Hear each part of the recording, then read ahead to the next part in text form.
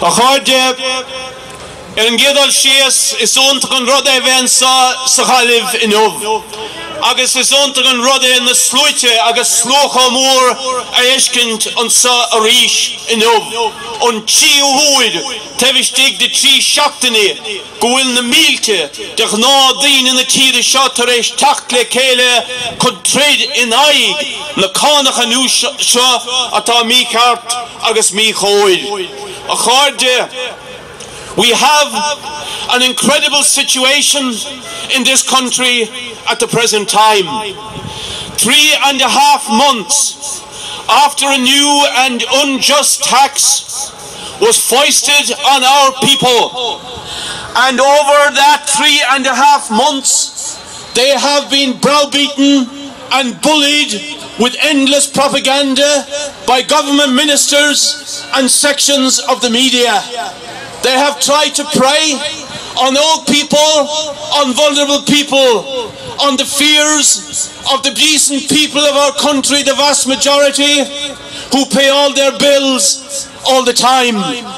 But despite all that, we have an incredible 50% of householders have refused to register and refused to pay this unjust household tax.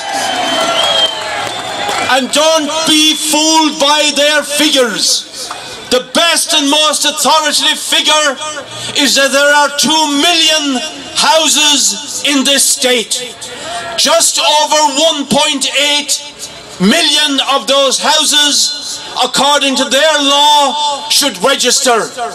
Not the underestimation of 1.6 that the government and sections of the media continually give to try and make the huge abstention and boycott numbers look better from their point of view.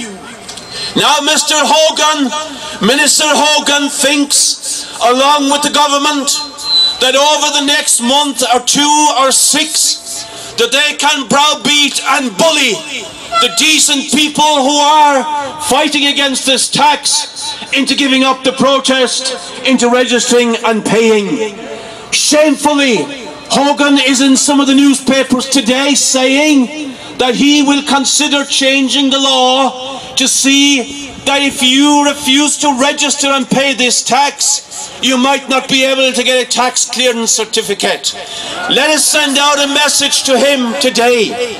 No amount of bullying, badgering or browbeating can force a majority of the Irish people to give up their opposition to this new unjust imposition.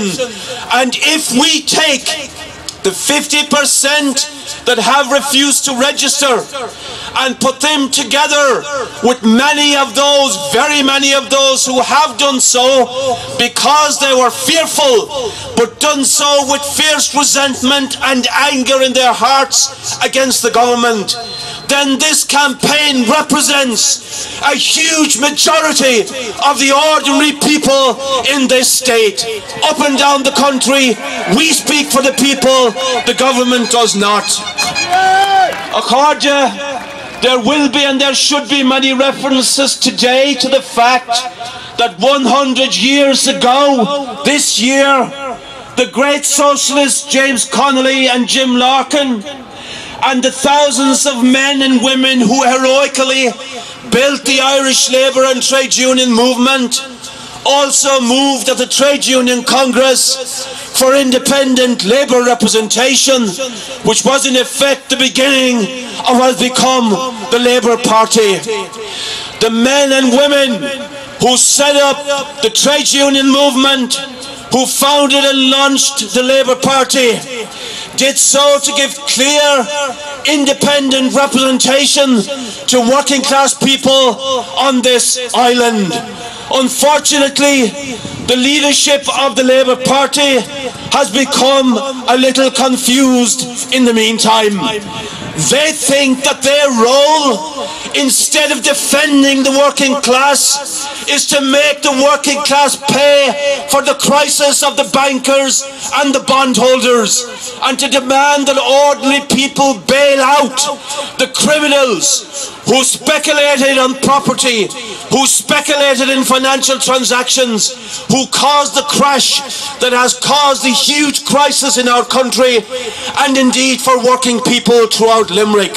We say to the Labour leadership today, especially in view of the men and women who founded that party, you are traitors to those who founded the Labour Party.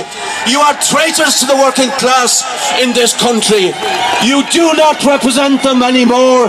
Get off the stage from pretending to do so. Now, dear friends, in conclusion, let me say this.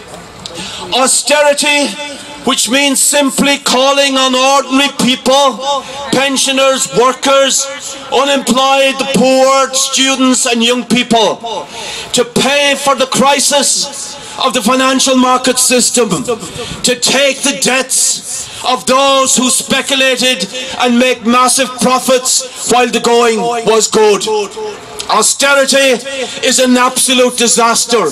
It is draining our society of its lifeblood. It is casting 500,000 of our people onto the dole queues. It is forcing tens of thousands of our youth out of the country. I say, and I know, because I spoke last week at my 22nd public meeting of this campaign, most outside of Dublin. I have listened and spoken to, therefore, thousands upon thousands of ordinary members of this campaign, which means ordinary people and the country.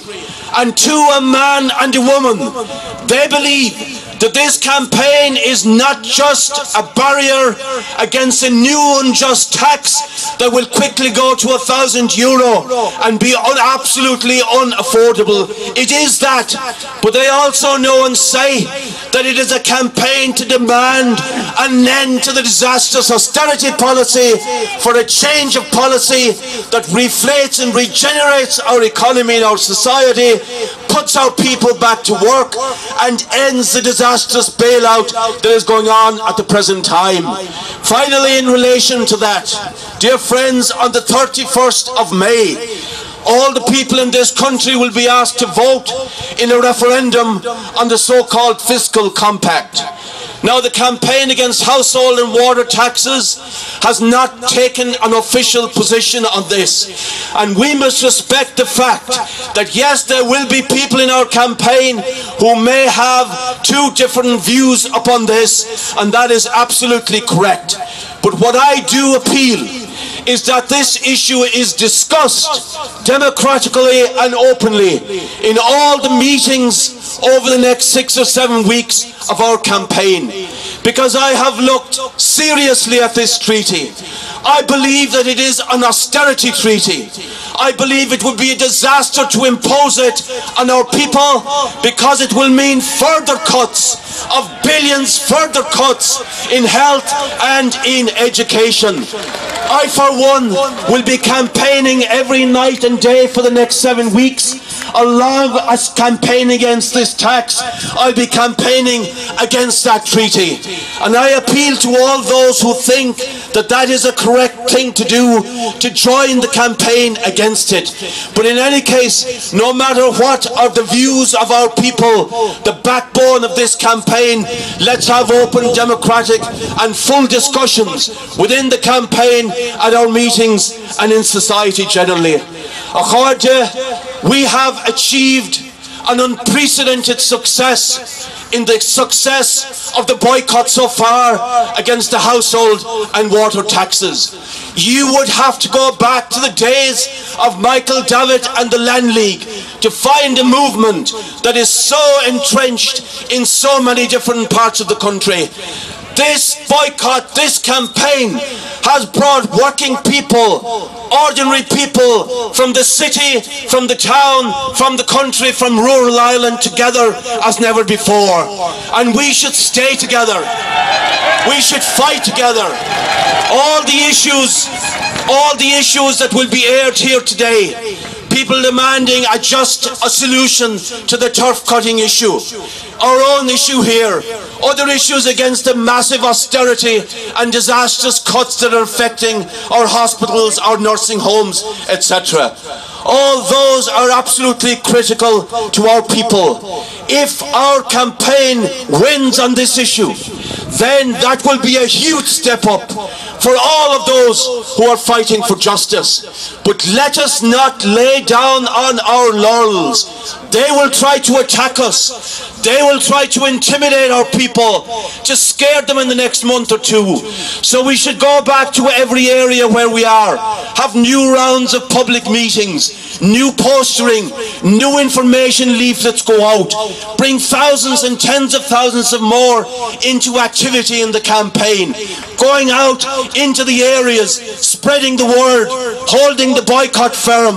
If we do that and do not lose our nerve between now and the end of this year, by the end of this year, we will be well on our way to seeing the back of this tax and their home tax, which they want to apply next year, which would be massively greater.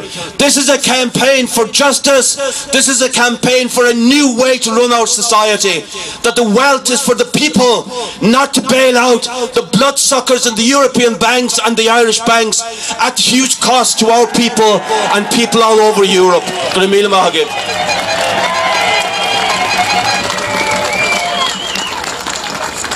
Thanks very much, Joe. Now, before I